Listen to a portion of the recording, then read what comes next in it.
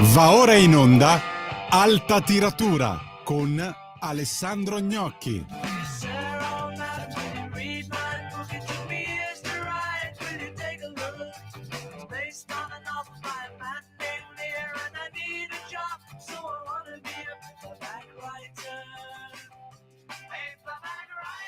Buonasera, benvenuti a Alta Tiratura.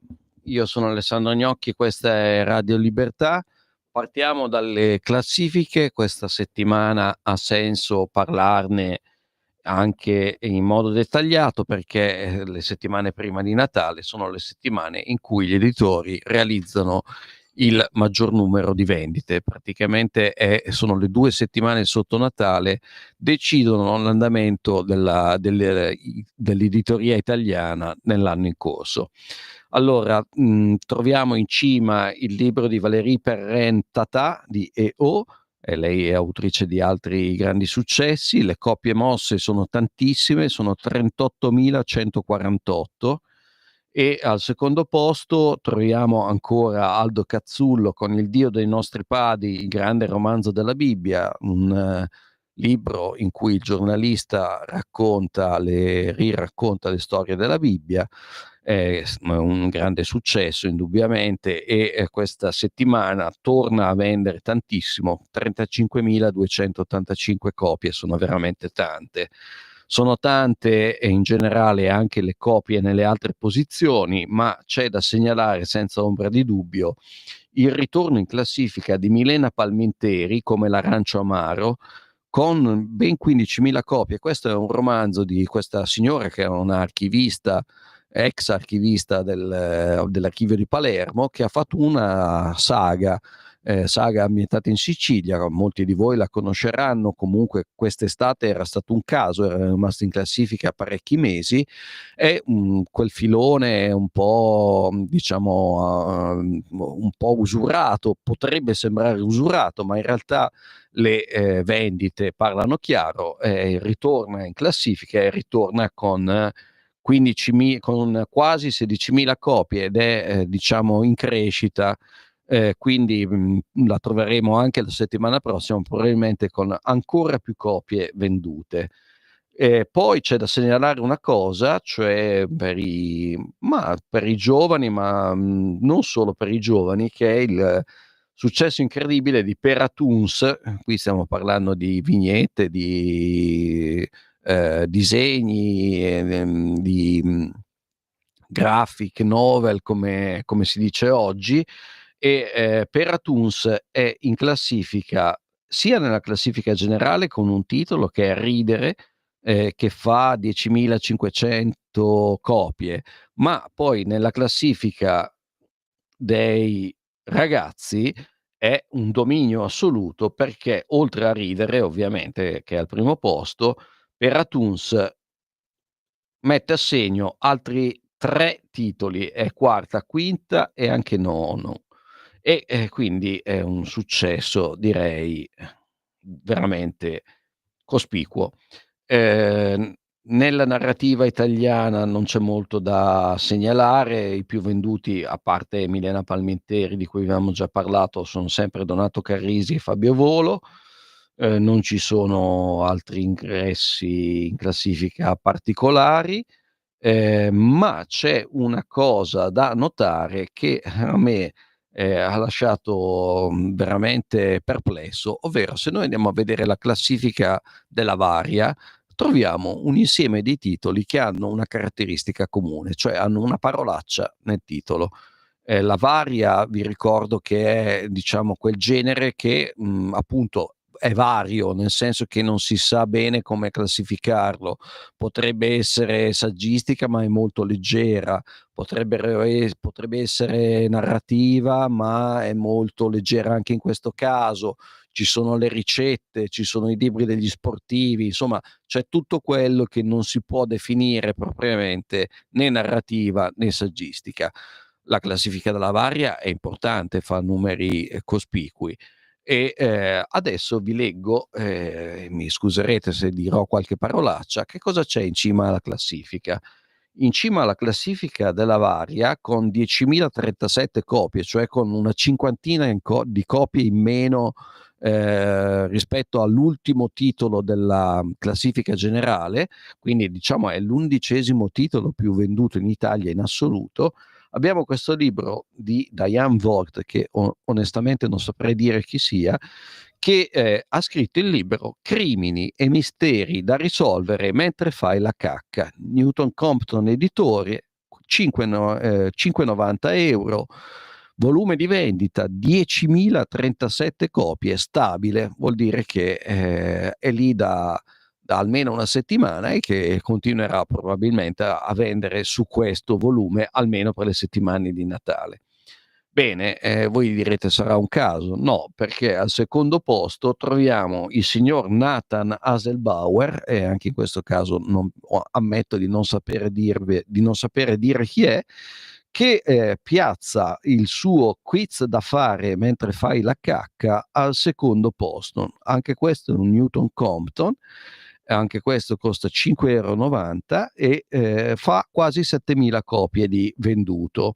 Poi c'è Benedetta Rossi con le sue ricette, c'è Mogol con la sua autobiografia, ci sono tante altre cose, ma quando arriviamo al settimo posto, e stiamo parlando comunque di 4.000, quasi 4.500 copie, troviamo il signor Mark Manson, che ammetto anche in questo caso non so chi sia, che vende appunto quello che vi dicevo con questo libro, La sottile arte di fare quel cazzo che ti pare. Newton Compton, 10 € e anche questo è un volume stabile, cioè le sue vendite sono fisse. Questi libri spesso li troviamo in una zona particolare della libreria, spesso stanno vicino alle casse perché è cosiddetto acquisto d'impulso, cioè magari sono entrato per comprare, non so, il libro di Mogol, ma davanti a quando vado a pagare non riesco a resistere al quiz da fare mentre faccio la cacca e lo compro, anche perché non costa tantissimo. Però insomma è un fenomeno, questo della parolaccia nel titolo, è un fenomeno che è stato anche studiato, è un cosiddetto case history per gli studiosi di editoria, e in particolare è stato visto che questo uso delle parolacce nel titolo ha avuto un'impennata radicale negli ultimi 10-15 anni. Non so questo cosa significhi. La parola più usata è sicuramente cacca. Al secondo posto però c'è una variante, perché è stronzo la seconda parola. E quindi insomma siamo sempre nell'ambito della defecazione, ma io mi scuso per dover usare questi termini, ma è così. Che cosa significhi il fatto che appunto sono in ascesa esponenziale i titoli con una parolaccia inclusa? Non so cosa voglia dire, ma forse diciamo che è anche riconducibile a quello che un grande sociologo francese, Keppel, chiama deculturizzazione, cioè il crollo della cultura di massa in cultura del niente. Ora, gli editori che fanno questi titoli fanno benissimo a farli, perché li vendono e poi, diciamo, vendono i libri e poi con il libro sulla cacca riescono a finanziare libri più complicati che magari è più difficile vendere. Però certo non è un bel segno che in classifica scusate, si trovino ben 3 titoli appunto di questo tipo. Adesso facciamo una pausa musicale con un brano degli Stones che merita una piccola introduzione, dei Rolling Stones, Sympathy for the Devil, e l'introduzione in realtà è molto semplice. Questo è un brano che risale all'inizio degli anni '70, quando gli Stones, in particolare Mick Jagger, era attratto dal satanismo, in particolare da Kenneth Anger, che è un regista di culto, che è anche autore di 2 libri che stanno nel catalogo Adelphi, quindi in un catalogo importante, continuamente ristampati, che si chiamano Hollywood Babilonia 1 e 2. Sono dei libri in cui Kenneth Anger racconta i retroscena più scabrosi di Hollywood, ci fa vedere che dietro alle stelle, dietro alle stelle, dietro a questo mondo apparentemente meraviglioso, si cela invece il crimine, la droga, gli abusi sessuali, di tutto. Sono due libri estremamente accattivanti, non a caso appunto Adelphi li ristampa in continuazione. Vabbè, comunque gli Stones all'inizio degli anni 70 hanno questa attrazione per Anger e per questo tipo di cultura che si lega in qualche modo al satanismo. La canzone che però andiamo a sentire è ispirata a un libro che ha fatto la storia della letteratura, che è Il maestro e Margherita di Mikhail Bulgakov. È la storia appunto del diavolo che arriva a Mosca. Bulgakov è stato uno scrittore dissidente, che ha avuto come dire, una dissidenza molto strana rispetto agli altri, perché Stalin se n'era invaghito, per cui l'ha perseguitato, sì, ma non l'ha privato delle libertà fondamentali, come è successo invece a quasi tutti gli altri. Il maestro Margherita comunque è un libro in radicale dissenso con il comunismo, con il regime sovietico, è un grande classico. Qui viene riadattato da Mick Jagger, che fa vedere come appunto il male possa essere il motore della storia. Sentiamo questo brano e poi affronteremo un libro che ci spiega come mai abbiamo scelto per l'intervallo musicale proprio un brano di questo tipo.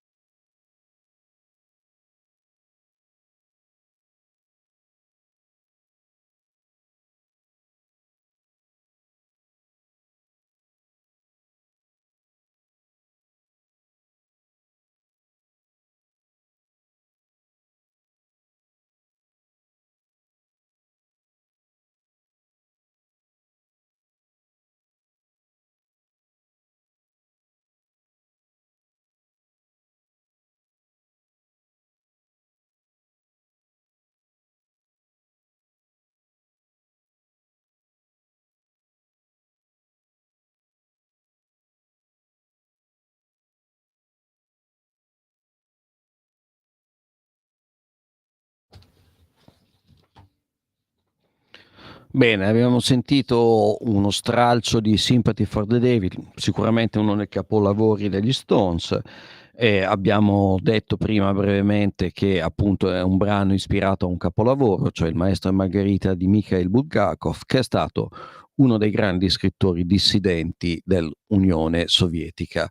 E proprio di Russia e di Ucraina parliamo con il libro che vi voglio presentare questa settimana. Non è un libro facile, non è un libro confortante, non è un libro natalizio, però è quello che quest'anno, forse a mio giudizio, si avvicina di più a un capolavoro.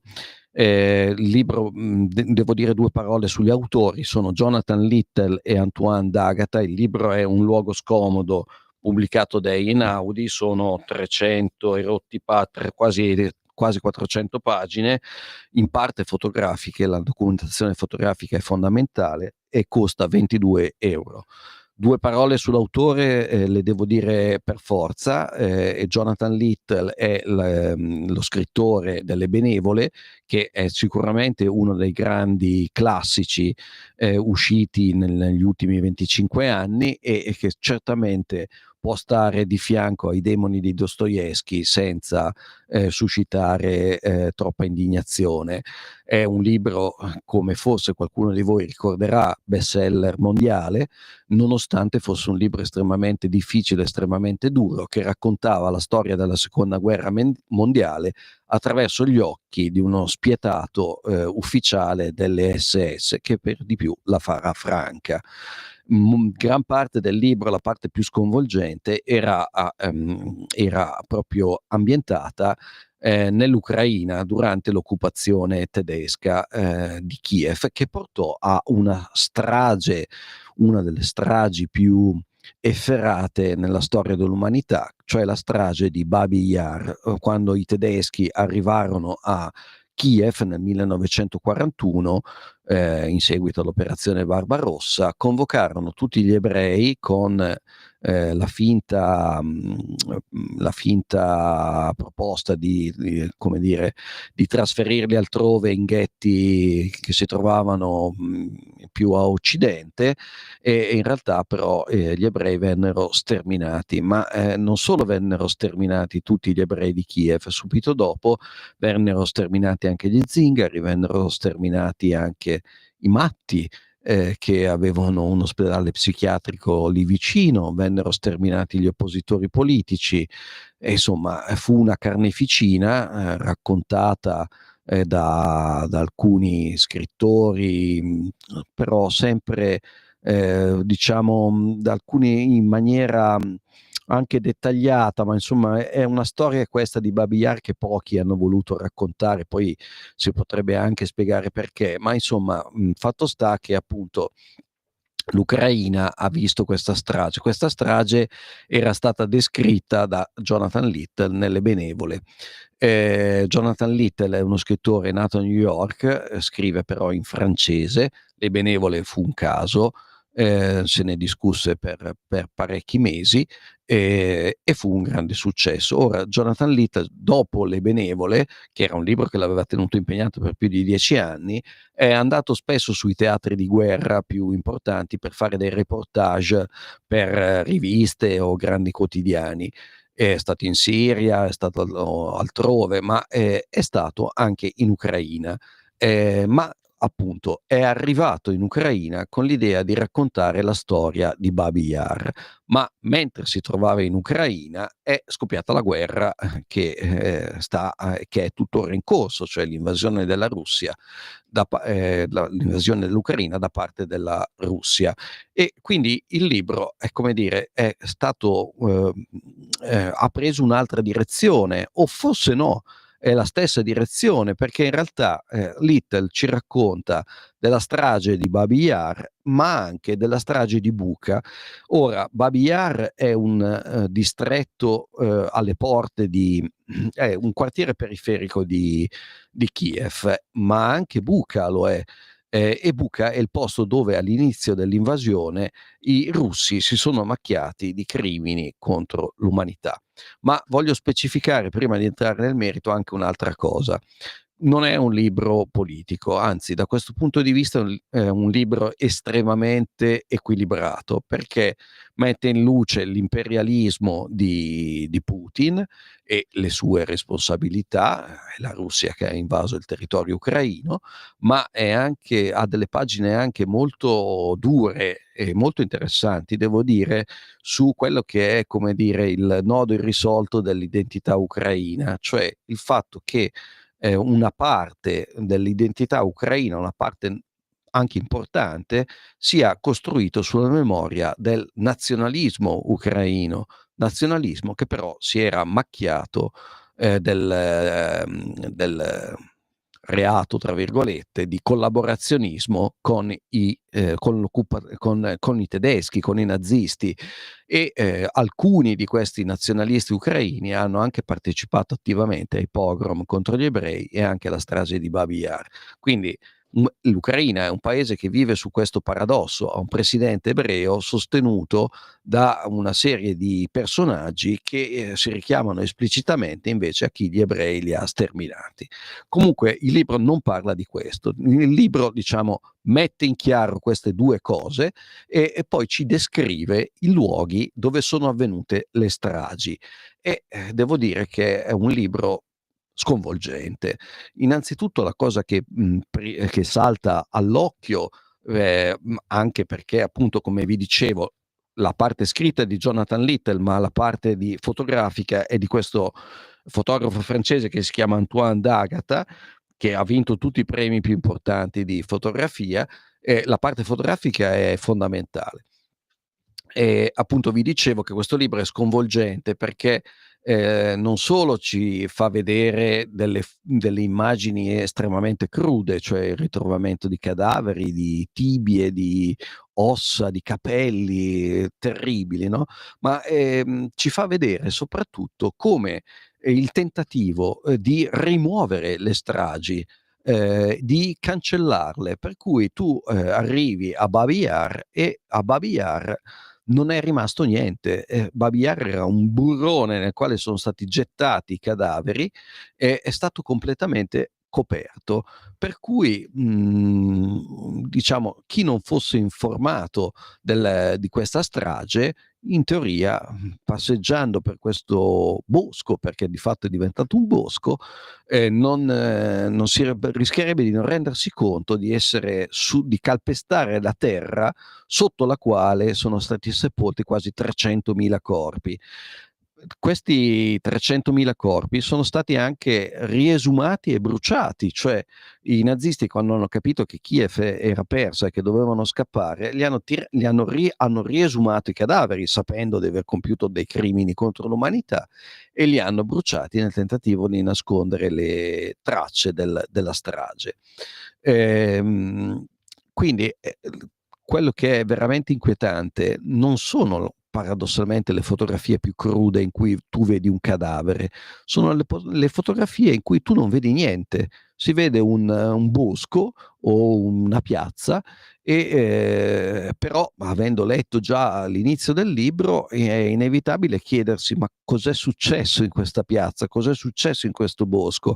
E quasi sempre è successo qualcosa di inimmaginabile, qualcosa a cui la vostra mente non riesce ad arrivare, perché sono sempre cose di una brutalità estrema, che pare insensata, eppure è una brutalità che si ripete, perché la stessa brutalità e lo stesso tentativo di rimuoverla, Little lo trova a Bucha. Bucha è un altro quartiere della periferia, cioè non fa parte di Kiev, ma insomma è alle porte di Kiev, e qui i russi all'inizio dell'invasione hanno cercato di entrare a Kiev senza riuscirci, e a Bucha ne hanno fatte di tutti i colori. Little raccoglie le testimonianze, ce n'è una clamorosa, sconvolgente, di questo Bondarenko, che è un ex galeotto, poi diventato prete, che si salva 3 volte dalla fucilazione, e alla fine viene salvato proprio da militari di leva russi che non vogliono niente, non vogliono avere a che fare con i mercenari della Wagner, già noti per le loro imprese negative anche in Africa e in altri posti, e questo Bondarenko racconta la sua storia, ma è una storia sconvolgente di cui le tracce sono minime, si vedono, ci sono e sono documentate, cioè la storia è vera. Però c'è subito quando Bucha è stata liberata, le tracce di quello che era successo, che era una roba schifosa, che ripugna l'essere umano, tutte le tracce erano state cancellate, rimosse. Per cui questo libro è un grande libro, sì, su due fatti storici più o meno in relazione l'uno con l'altro, ma quello che è il cuore del libro è la rimozione della morte e la cancellazione della memoria. Se noi non ricordiamo stragi come quelle di Babi Yar o come quelle di Bucha, inevitabilmente qualcuno le ripeterà, perché non c'è il ricordo e perché quando si tratta di compiere cose orribili, e questo è evidentissimo nel libro, incredibilmente l'uomo trova in sé delle risorse per compierle, cioè invece di trovare la forza per rifiutarle, come hanno fatto i militari di leva che hanno salvato Bondarenko, l'uomo, ecco, la maggior parte degli uomini, almeno questo è quello che io traggo da questo libro, la maggior parte degli uomini quando si tratta di compiere qualcosa di orribile lo compiono, trovano la forza di farlo. È una forza paradossale, terribile, umiliante per l'umanità, ma dobbiamo tenerne conto.